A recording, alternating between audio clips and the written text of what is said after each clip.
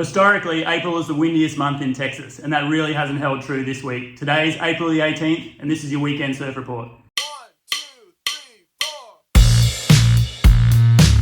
This week we've had a fairly light southerly wind that's pushed in some small bumpy surf, with periods where that wind has really backed off to offer some cleaner conditions. There hasn't been a lot of size to the surf, but it's definitely been rideable.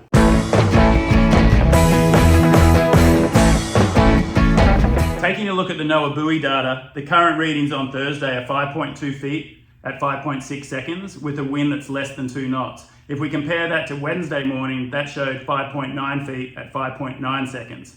What that's telling us is that the swell is gradually dropping, and that's not really surprising given that the winds have been fairly light.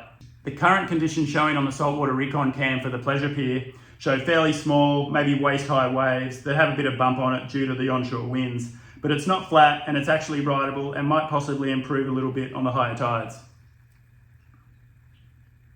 Moving on to the wind maps from predictwind.com. Going into the weekend, that light to moderate onshore wind will continue. Surf-wise, the problem is that wind will stay in the 8 to 12 mile range, so the wind is not really going to build the surf.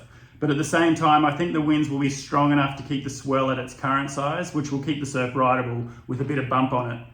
Going into Sunday, the wind will switch out of the north, which will clean up the surf, and hopefully that swell has hung around long enough for some clean longboard waves on Sunday.